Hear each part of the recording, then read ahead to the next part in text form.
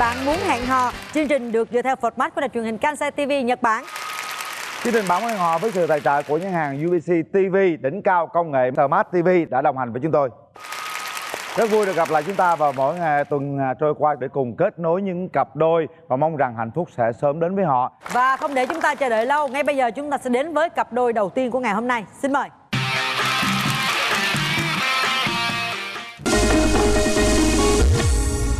Em rất là nóng tính lắm luôn, chắc là sẽ có đập. Trời ơi, ghê vậy.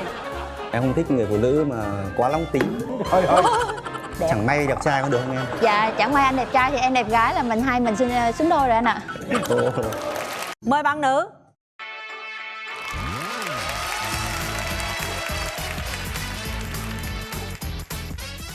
Mời bạn nam.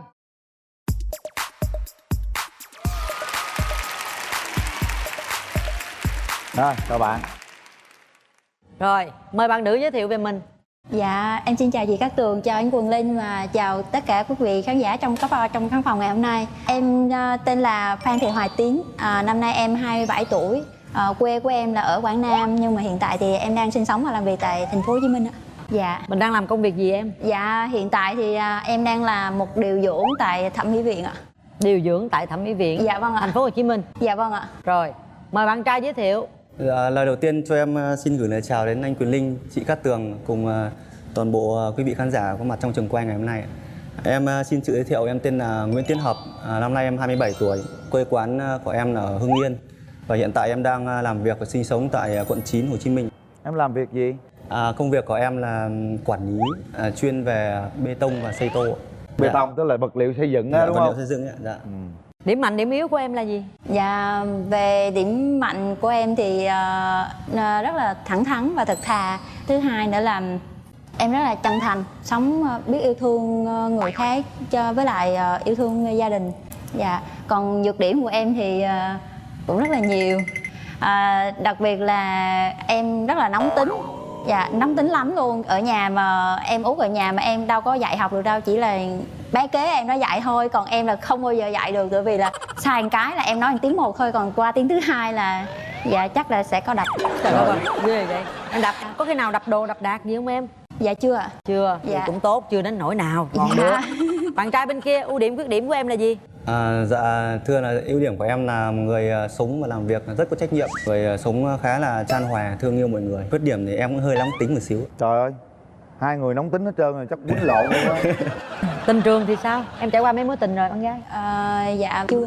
Chưa có. Dạ đúng rồi ạ, chưa có ạ. Lý do tại sao? Thì cái lý do đầu tiên em nghĩ tới là do em cao quá. Em dạ. cao 1 mét mấy? Dạ em cao 1m7 ạ. Bởi vậy nãy giờ vô chị nhìn chị muốn ngước lên, chị muốn mỏi luôn á, mỏi mắt luôn. Dạ. Quá cao. Dạ. Và cái lý do thứ hai mà em nghĩ đó là một cái lý do mà cũng quan trọng là sau khi tốt nghiệp xong là em vào trong Sài Gòn em làm, mà em làm điều dưỡng trong một cái trung tâm cai nghiện á. Dạ đúng rồi. Thì cũng chính cái môi trường đó là nó làm cho em có một cái cảm giác là mình đi ra ngoài á, mình đi ra ngoài mình nhìn thấy người khác mình sợ. Tại vì lúc mà vô trong trại cai thì ai cũng như nhau, nhưng mà lúc mà họ cai xong họ ra là lên đồ lên xe là chị thấy nó rất là đẹp, nhiều người đẹp trai lắm luôn ấy, nó thật sự là đẹp trai lắm luôn.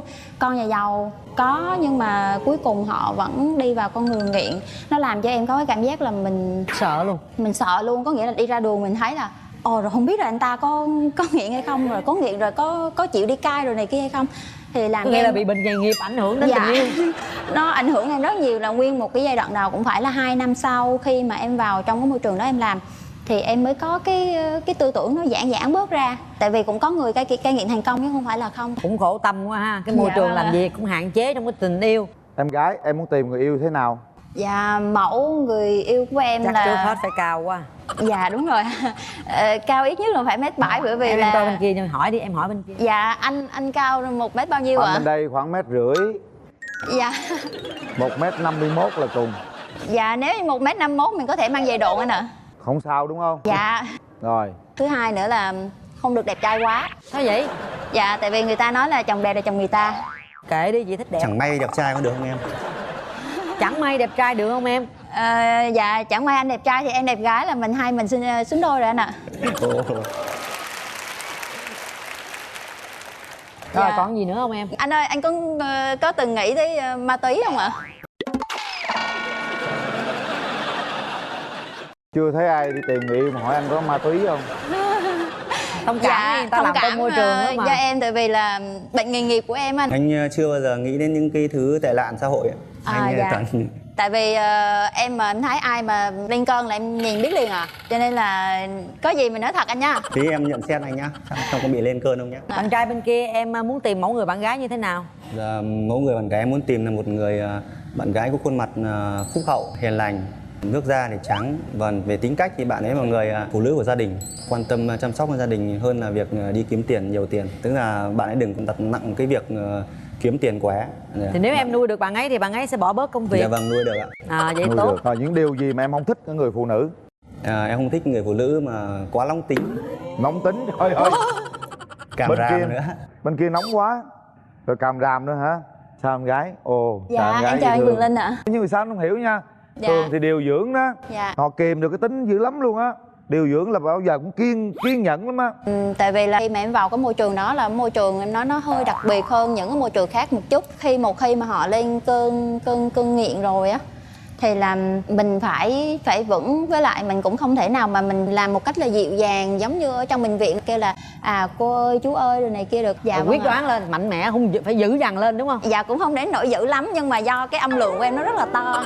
Em nói bình thường thì coi như là em đang la người khác. Thử em la một tiếng coi nói âm lượng cỡ nào. Dạ em sợ vỡ biết anh ạ. Không sao đâu. Em ví dụ như bên đó là bệnh nhân đó. Ừ. Đó, dạ. Ví dụ anh bệnh nhân nè. Đập phá nè. Yên lặng. Không yên. Ê. Không. Dạ chừng đó như được. Vậy thôi đó hả? Dạ. Thử rồi đó. Chứng tỏ em là một cô gái rất bản lĩnh thì Dạ. mới làm trong cái môi trường đó, bản lĩnh và cá tính đó. Dạ Thôi, vâng. Bây giờ em tưởng tượng bạn trai bên kia là người như thế nào? Dạ em nghĩ là chắc là cao khoảng bằng em. Cao khoảng bằng em. Dạ chị Cát Tường. Giò cẳng cũng dài ha, cũng được, không đến Chị nỗi. ơi chị nhìn giùm em có bị hói không chị? Hói nguyên đầu luôn em ạ. Bớt cái tiêu chí xuống một chút. Bây giờ nếu mà được thì khi nào em tiến tới hôn nhân được? Cỡ tầm khoảng từ 1 năm rưỡi 2 năm nữa. Dạ. Bây giờ quyết chí lấy vợ chưa? Dạ quyết chí rồi ạ. Dạ. Thích con gái không? Dạ thích ạ. Em mê gái. Mê gái, được. Mê Bây nhưng giờ mà đừng mê quá anh nha. em cảm nhận bạn nữ bên đây là như thế nào? Qua những gì mà em vừa mới được nghe bạn ấy chia sẻ thì em nghĩ bạn này khá là mạnh mẽ, cũng hơi cứng rắn một chút. Rồi, ok. Chị nghĩ là được kiếm được một anh mà cao cao tương đối. Ủa em cao mét mấy? 7 mấy? Dạ 78 ạ. 78 quá dữ luôn. Trời, để dành cho em. Không nắm bắt được cơ hội là coi như thua. Dạ vâng ạ. Cỡ nào bằng mọi giá phải chinh phục được anh ấy. thôi, hôm nay em trai đi với ai? Giờ em đi cùng với người bạn học cùng đại học em ạ, Đoàn Sái Ca ở dưới ạ. Đại diện đàn trai phát biểu ý kiến coi. Dạ em xin phép chào anh Quyền Linh, chị Cát Tường cùng toàn thể quý vị khán giả. Em tên là Thương, bạn đại học với lại bạn Hợp ạ. Thì em xin phép có một đôi lời nhận xét về bạn Hợp. Và bạn Hợp là một người sống rất là hòa đồng, tình cảm và người sống là rất là có trách nhiệm ạ. Còn về bạn gái bên đây thì theo như em cảm nhận thì em thấy bạn là người rất là xinh gái và có đôi chút là dịu dàng chứ em không nghĩ là nóng tính. Và nếu như mà em cần một người chân thành thì đúng bạn của anh rồi, bạn của anh rất là chân thành. Dạ. Và bạn của anh không nghiện một cái gì cả, bạn anh bây giờ chỉ nghiện một cái ấy, là nghiện một mái ấm gia đình hạnh phúc thôi. Và hy vọng một ngày gần nhất là em có thể gặp lại chị Cát Tường và anh Quyền Linh trong ngày vui của hai bạn ạ. Em xin hết ạ. Cảm ơn em. Bạn gái đi với ai? Dạ hôm nay em đi với lại gia đình của em có 3 chị gái với lại em gái với bạn của em. Xin chào anh Quyền Linh và chị Cát Tường. Xin chào quý vị khán giả trong trường quay. Tôi là ba của bé Tín.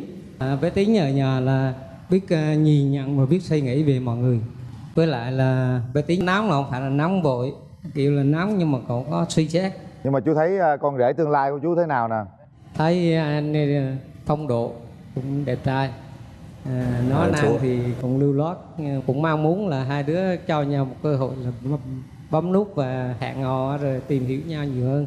Bác cũng Rồi, hy vọng con. Cảm ơn con. Dạ. cảm ơn bác. Bây giờ Rồi. chúng ta sẽ kéo Có rào ít cho phút hai để bên gặp trò mặt chuyện ha. với nhau nha. Kéo hàng rào.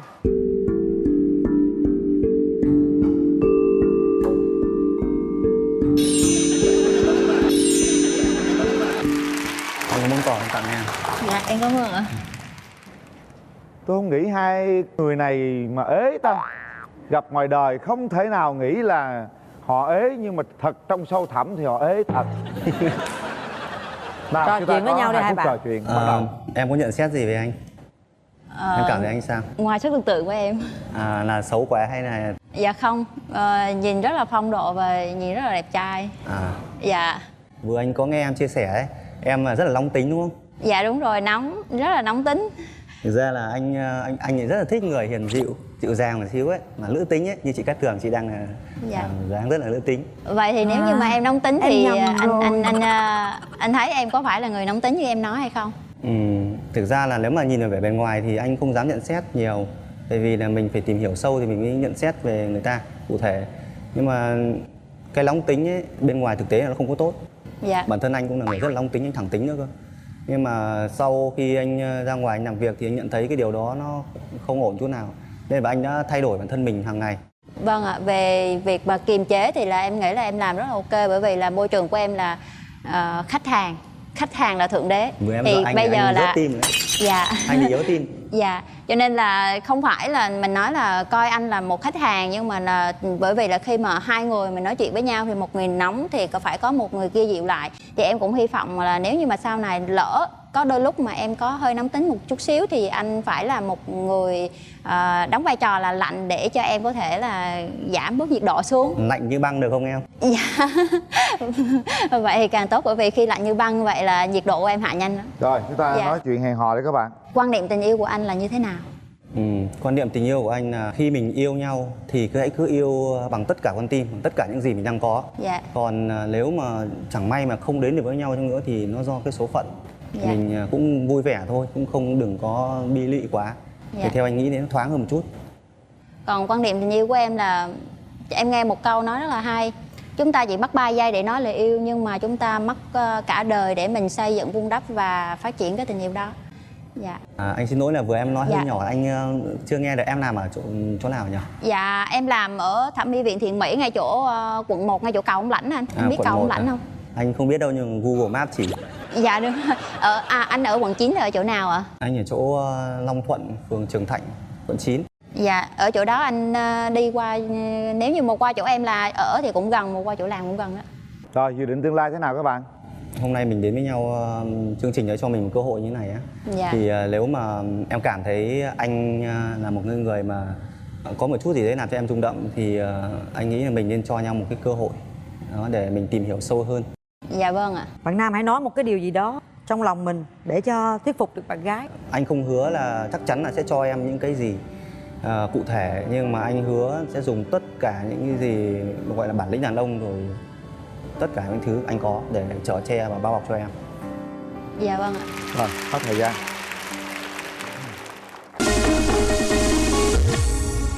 Rồi đặt tay vào nút bấm đi bạn. Để tay nút bấm đi bên tay trái các bạn.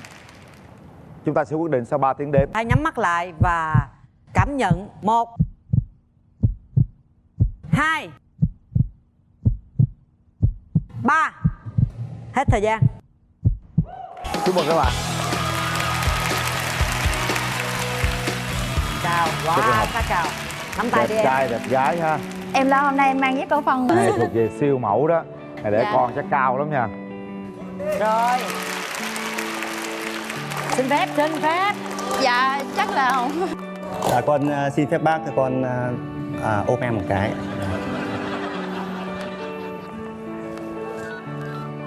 Hôn được. nữa, hôn nữa.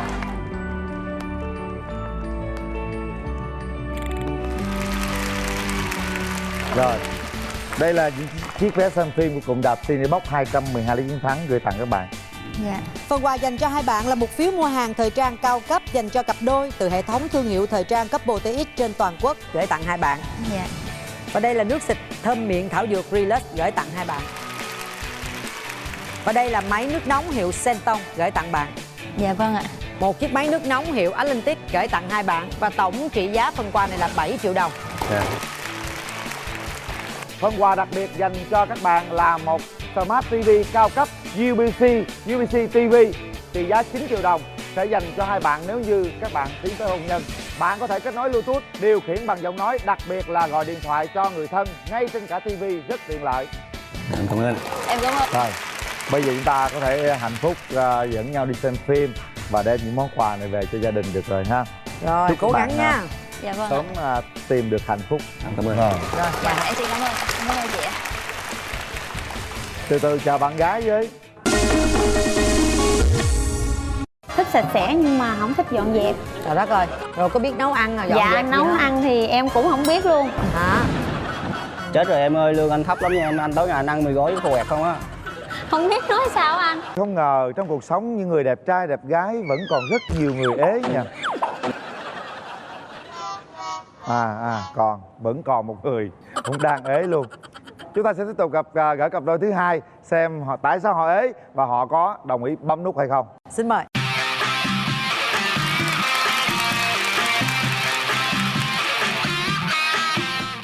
Mời bạn nam.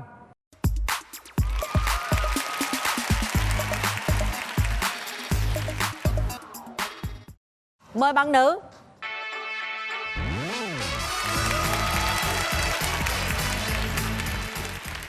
Mời em, mình giới thiệu về thông tin cá nhân của mình đi. Dạ Mời em em gái. chào chị Cát Tường, em chào anh Quyền Linh, chào bạn trai bên kia và chào tất cả mọi người ạ. Chào em. Em tên Trần Mai Hoàng Thanh Thư, em 28 tuổi. Em sinh ra ở đây là sống ở Sài Gòn. Em đang làm nhân viên sale ạ. Rồi, mời bạn nam. Dạ em chào anh Quyền Linh, chào chị Cát Tường rồi cùng bạn nữ ngồi bên chị bước game cùng toàn thể tất cả các vị có mặt ở trong khán phòng này ạ. Em tên là Nguyễn Quốc Việt, quê em ở Kiên Giang và hiện tại là em đang sinh sống và làm việc tại thành phố Hồ Chí Minh ạ. Và công việc của em là em đang làm cho công ty xây dựng ạ, chuyên đảm nhiệm trách nhiệm bên hệ thống điện đài để cung cấp cho một công trình xây dựng ạ. Tất cả các loại điện đài thì kia đó hả? Dạ. Em sinh năm bao nhiêu? Dạ em sinh năm 91 ạ. Bạn gái? Dạ em sinh năm 91. Hai bạn bằng tuổi nhau, vợ chồng bằng tuổi nhau, giàu lắm á. Bây Điểm giờ mạnh, nè, điểm em yếu nói của cho em anh là biết gì đi. nè? Điểm mạnh của em là một người là vui vẻ, là hòa đồng, sống rất là thẳng tính và có thể là học hỏi được công việc rất là nhanh và có thể làm được rất là nhiều ngành nghề và công việc khác nhau. Thì điểm yếu của em là cũng là điểm yếu, thẳng tính đó cũng là một cái điểm yếu lớn nhất của em. Và với lại cái điểm yếu lớn nữa là nhậu rất là dở, nên là nhiều khi đi giao tiếp cũng hơi bị hạn chế về vấn đề là rượu với bia. Có tật xấu gì không? Tật xấu em chỉ có cái tật là hay đi lạc đường thôi anh. Mặc dù là em cập nhật ở đường ở Sài Gòn rất là nhiều, nhưng mà nhiều khi em cập nhật bên Google Maps em cứ chạy hồi nó đi tới đâu em cũng chả biết. Có vợ đừng đi lạc đường nha. Có vợ lạc Đi đường qua là nhà mệt cô lắm này á. mà đi qua nhà cô kia chết luôn à. Bạn gái, ưu điểm khuyết điểm của em là gì? Dạ ưu điểm của em là vui vẻ, hòa đồng, thẳng tính. Nói chung là ăn nhiều, thích những món ăn lạ. Khuyết điểm của em là thích sạch sẽ nhưng mà không thích dọn dẹp. Trời đất ơi. Thì bình thường là em đang ở với ai? Dạ em ở với ba mẹ. Là giờ ba mẹ dọn dẹp phải không? Rồi có biết nấu ăn rồi dọn Dạ dẹp gì nấu không? ăn thì em cũng không biết luôn. Hả? Mẹ nấu cho ăn luôn? Mẹ em lo hết từ A tới Z cho Mẹ mấy chị thương em. quá phải không? Ăn ít ít lại nha. Dạ. Vậy em có thay thế được điều đó. Không gì, không cho chị có tường mấy vấn đề đó là sau này về em có thể là chỉ dạy từ từ được ạ. Hả? Nhưng mà có- em làm được không cái đó? Dạ nấu ăn thì em vẫn có thể nấu được ạ. À. Còn những công việc nhà thì em cũng vẫn có thể làm được. Dọn dẹp sạch sẽ được không? Dạ được ạ. Rồi trước tiên Hứa mình đi làm được. hứa cho cố rồi mai mốt qua làm không được nha. Nói ra đây là nhiều người Nhưng mà ta sau ghi này lại. về tất cả hai người phải cùng nhau Đúng làm rồi. những cái vấn đề nào mà không biết thì em có thể chỉ dạy từ từ chứ. Được không em, chịu học không? Chịu học thì chịu học, nhưng mà ví dụ như chẳng hạn như em làm là bạn nam cũng phải phụ em chứ không phải là Bạn nam dạy em làm đó. Dạy làm xong rồi ở đầu không phụ. Thì phụ chứ, em sao mà em làm một mình nổi. Ăn dữ lắm hả? Dạ ăn nhiều. Rồi không có đồ ăn rồi sao? Không có đồ ăn thì đi xin. Trời đất ơi, xịn đâu? Xin bạn bè rồi vòng vòng vậy đó chị. Chết rồi em ơi, lương anh thấp lắm nha em, anh tối ngày ăn mì gói với khô quẹt không á. Không biết nói sao anh. Không thì về nhà mình ăn ở nhà, mình về mẹ xin mẹ cho ăn ké bữa hai bữa vậy đó. Nếu như mỗi lần mà mẹ không có cho đồ ăn thì em có nóng giận gì không? Dạ có. Sao? Nhưng mà mẹ em không bao giờ để cho em nhịn đói. Đúng đó. rồi, Dạ, chưa có chồng năn để nỉ cho em. mình đói thôi. Em đã trải qua mấy mối tình rồi em gái? Dạ em trải qua một mối tình Bao nhiêu chính. năm? Còn dạ chắc cũng được 2 năm. Sao chia tay? Dạ chia tay là tự vì do bạn đó đi làm xa. Rồi xong rồi tự nhiên rồi hai đứa chia tay thôi. Nhiều mối tình lặt vặt. Em thấy giờ cuộc sống ở trên, coi trên Facebook đồ là cuộc sống ở trên nó đánh đập hành hạ vợ con rồi, đại khái là như vậy á. Có bạn em quen mà bạn đó keyboard á chị. tính toán quá. Ví dụ chẳng hạn như mời em qua nhà ăn cơm, em và bạn đó cùng đi chợ thì bạn đó chỉ có mua một lạng thịt bò chia ra ăn 2 bữa. Tính em thì rất là thích xài sang, nhưng mà kiểu đó là em cũng thua, em cũng không biết nói sao. Em có làm ra tiền không? Em buông em làm ra tiền được. Em làm ra tiền em xài thì kệ em, chứ giờ người ta không có tiền, người ta phải mua lạng thịt bò ta chia làm 2 đã, không có tiền ăn mì gói không á, còn có lạng thịt bò chia làm 7 bỏ vô có mì bò thôi, đúng không? Mà ăn chia ăn hoài vậy, bớt ăn đi. Bây giờ mình ăn rau với mì gói thôi được rồi. Nhiều khi em cũng cố gắng giảm cân lắm, nhưng mà đại khái là giống như em chỉ cần ăn không khí thôi em cũng mập nữa. Mà có nghĩa là em chia tay bạn trai tại vì bạn trai không cho em ăn ngon nên em chia tay? Thiệt luôn hả? Em trai thấy sao cưng? Vậy Thôi, thì em về tới nữa là bạn kia là cho em 100 gram thịt bò chia 2, còn anh gói mì em chia làm 2 á. Gói mì chia làm 2 hả? Vậy thôi anh ăn hết đi, em nhịn đói cũng được. Hai bạn này về nói chuyện rất vui lắm ta. Rồi sao bây giờ em muốn tìm mẫu người bạn trai như thế nào? Dạ, mẫu người bạn trai là phóng khoáng, đừng có ki bo. Người ta Đừng không có phải gia người trưởng. ta không phải ki bo, mà tại vì người ta không có tiền, chứ không phải là Không có tiền em đi làm em lo được. Dạ. Em nói rõ, còn người ta chừng nào người ta có tiền mà người ta không cho em ăn á, nó là ki bo. Còn bây giờ người ta không có khả năng mà em bắt người ta, rồi tự nhiên gì người ta đang khó khăn em bỏ người ta, kỳ quá. Nói chuyện ăn hoài vậy, làm như bên đó khoái ăn lắm, nói chuyện ăn Khoái hoài. ăn lắm. Trời ơi. Em thích nghiên cứu những món ăn lạ. Đó, thấy chưa? Bây giờ vậy- hỏi bạn trai nè, bạn trải qua mấy mối tình rồi? Dạ em được một mối tình chính thức và được 2 năm.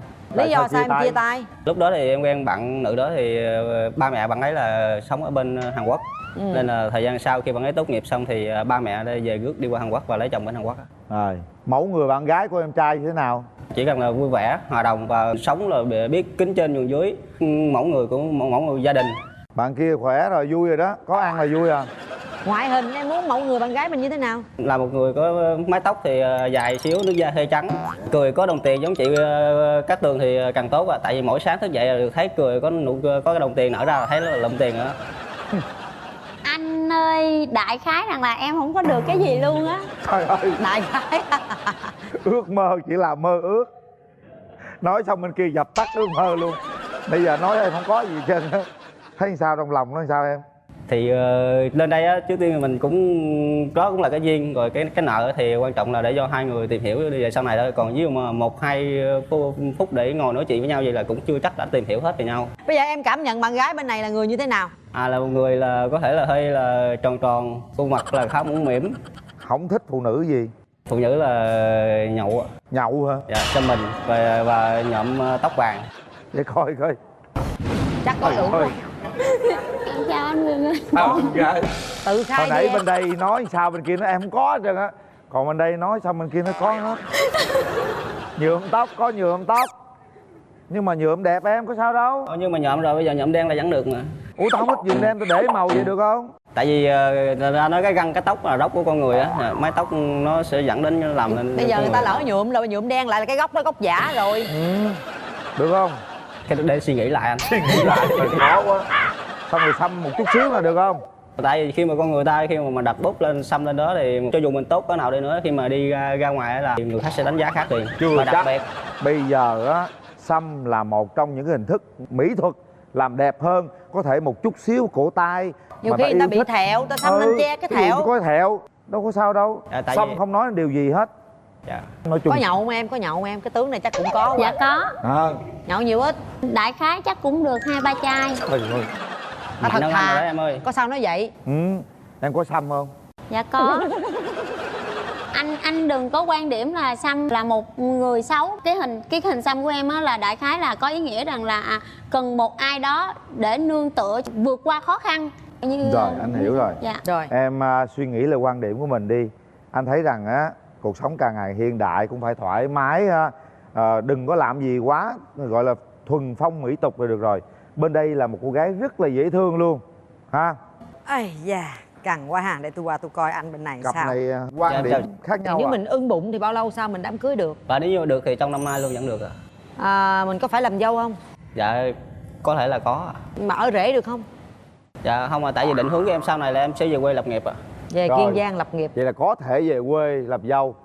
Chúng ta chỉ hỏi quan điểm Hơi các bạn khó thôi. ha. Suy nghĩ đi cưng.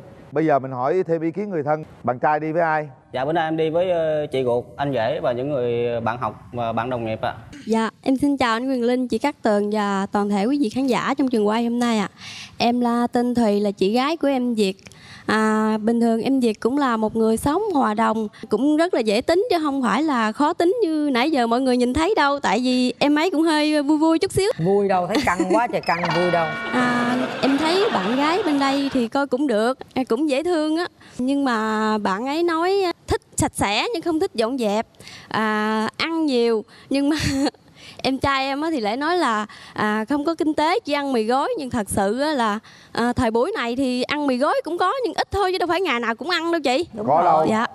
Linh là ngày nào ăn mì gói luôn đó. Dáng vẻ bề ngoài nó không quan trọng. Ví dụ như là hình xăm hoặc là tóc vàng tóc đỏ không quan trọng. Nhưng mà quan trọng là tính cách, cách cư xử với những người trên, người dưới như thế nào cho đúng là được. Đó, chị em gái nghe ta chị nói đúng chưa? không? Em khó quá em ơi. Rồi, chị nói quá đúng. Rồi bạn gái, hôm nay mình đi với ai? Em hôm nay em đi với em họ với lại dì. Em chào chị Cát Tường, em chào anh Quyền Linh và chào tất cả mọi người ở phim trường ạ. Thì Thư nói ở đây á, không phải ăn, kiểu như ăn nhiều đâu ạ. Khi mà đi chung với chị Thư á, thì chị Thư là cái người mà ít ăn hơn cả em nữa. Anh chỉ có ăn mấy cái món mà có trên mặt bàn rồi 1-2 món vậy thôi à, không có phải là ăn nhiều giống như là chị Thư lúc nãy giờ nói.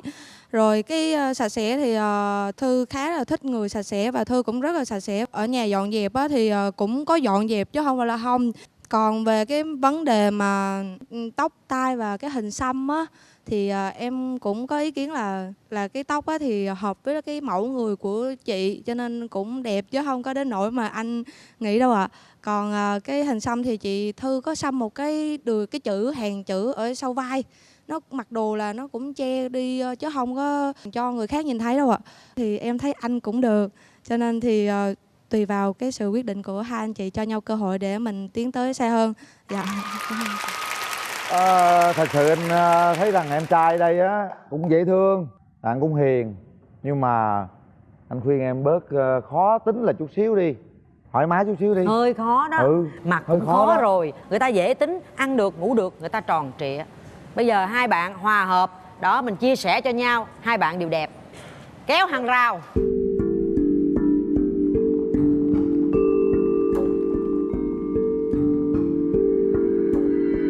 Anh trai em có một bạn Em cảm ơn anh. Anh và em đến đây á, thì cái khoảng thời gian trước mắt là nó không đủ để cho anh và em để tìm hiểu nhau. Nếu như có cơ hội á, thì anh và em sẽ tìm hiểu nhau nhiều hơn. Về sau này còn cái vấn đề về sau này, hình xăm hay là mái tóc gì đó thì anh và em có thể thương lượng lại với nhau. Vẫn là tóc. Một khi mà tại vì mình mới gặp nhau lần đầu và tình yêu nó chưa có phát triển, một khi mà tình yêu mà nó phát triển đủ lớn á, là người ta có thể chấp nhận vì nhau và sửa cho nhau tất cả những cái mà khuyết điểm của nhau. Cũng nói thiệt là có mấy lần em đi hỏi xóa hình xăm rồi, nhưng mà xóa thì rất là mắc tiền. Khi mà xóa thì nó vẫn giữ lại sẹo, nên đại khái rằng là nó cũng chỉ nằm ở ngay đây. Khi mà mình bận đồ vô thì nó cũng che mất chứ nó không có ảnh hưởng gì tới cái cuộc sống sau này hết á. Ví dụ như anh ở đây là anh ở trọ hay là có nhà ở đây ạ? Thường là anh làm ở đâu thì công trình ở đâu thì anh ở nhà tập thể của anh đi theo công trình. Dạ, em có nhà ở đây nên anh có thể anh ở rễ được không ạ? Cái định hướng tương lai của anh á là anh sẽ về quê phát triển, nhưng mà nó còn tùy thuộc vào cái điều kiện kinh tế. Ví dụ như mà nếu như có đủ điều kiện kinh tế để phát triển ở trên Sài Gòn thì mình sẽ phát triển ở Sài Gòn. Em muốn bao lâu nữa thì về? Dạ, em dự tính là khoảng 2 năm nữa em sẽ về quê. Công việc của bạn gái có thể chuyển về quê theo chồng không? Công việc của em thì nói chung là cũng chuyển được chứ không phải không được ạ. Đối với anh là một người rất là tôn trọng lời hứa, thẳng thắn và rất là đúng giờ. Thì theo em có Nói chung là em là một người ít nói, nên bạn trai ít nói thì càng tốt chứ đừng nói nhiều quá. Em thích hành động nhiều hơn là lời nói. Chứ nhiều khi có nhiều người hứa đã xong rốt cuộc không làm được gì hết. Đúng rồi, anh ít nói lắm. Một khi anh hứa là anh bất cứ giá nào thì anh cũng sẽ thực hiện được cái lời hứa. Dạ, em mong anh cũng nói được làm được. Em lần đầu tiên gặp thì em cảm nhận như thế nào về anh? Em thấy hình như anh có một cái gì đó gọi là gia trưởng ở đây á. Mà em thì em lại không thích gia trưởng. Tánh anh không gia trưởng, anh chỉ có cái là thẳng thắn thôi chứ không gia trưởng. Anh thấy sao anh nói vậy, và anh nói xong rồi anh bỏ, anh không để lòng. Bạn trai có thể không nói nhiều mà thể hiện bằng hành động. Thì đến đây với chương trình hôm nay thì em cũng có một bài hát để gửi tặng cho bạn gái và cùng toàn thể vị ở đây. Không ai em nhiều và say chưa cho bằng anh luôn yêu em thật lòng, yêu em thì chung. Bao hương hoa tình yêu thắm nồng, con tim thành thơ trong giấc mơ thơm nồng, rồi ông bướm lai hòa nhạc. Bao đau thương khổ lì chẳng sáng anh gom bao mây, bao giang chừng đói nghèo này đua lên quy tuyển đi. Không có ai ngăn được mình trên chính xe thầm tình, trên chính xe tóc hành tình yêu. Rồi, thôi, hết thời gian rồi các bạn. Rồi, suy nghĩ thật kỹ nha. Lắng nghe nhịp đập trái tim mình xem có thổn thức gì chưa. Rất nhiều người đang theo dõi chúng ta, hãy suy nghĩ thật kỹ và đưa ra quyết định sau 3 tiếng đếm. 1 2 3. Hết thời gian.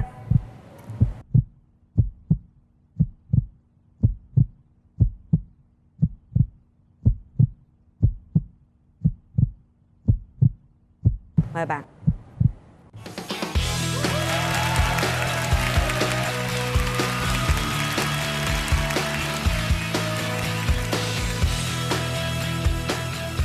Hai bạn vẫn có vẻ là đưa ra quyết định hơi chậm một nhịp so với tiếng đếm của tôi. Dạ, em đang cân nhắc ạ. Cân nhắc. Bạn gái, bạn phân vân điều gì?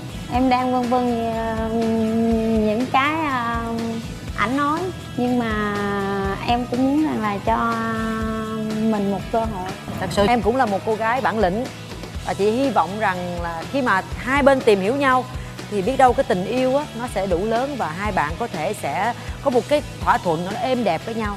Nhưng sống ở đâu cũng được, miễn bên cạnh có người mình yêu thương là được, thì chúng ta vẫn có thể hạnh phúc với nhau. Hai bạn nhé. Đây là những chiếc vé xem phim của cụm rạp Cinebox 212 Lý Chiến Thắng.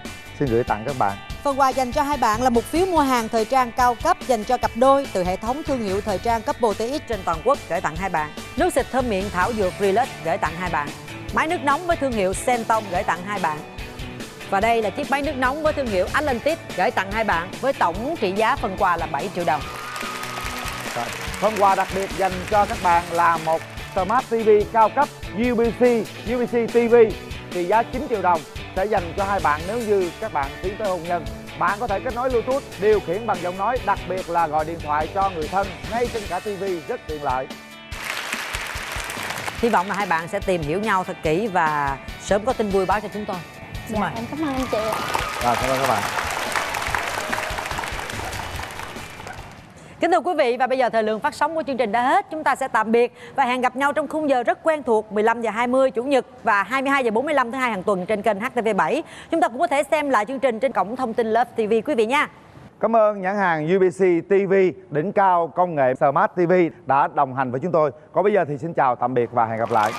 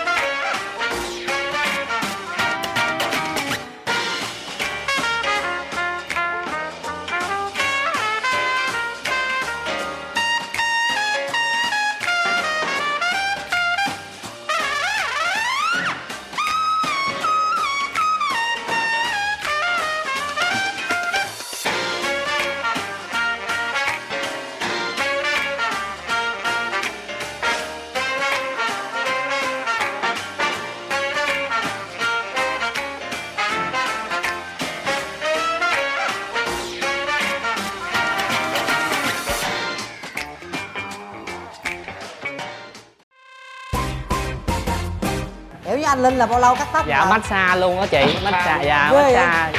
Không hợp là coi như không quen. Em có thích lãng mạn không? Giờ cũng mất nhiều vừa thôi chứ làm quá không thấy em chạy trước. Cái tính cách là hiền, biết lo làm ăn, biết quan tâm đến gia đình, đặc biệt là chung thủy, như vậy là đủ ạ. Em thấy anh giống như là một người rất là thân mến với em, người mà em đang tìm. Chương trình Bạn Muốn Hẹn Hò 22h45 thứ hai hàng tuần trên kênh HTV7.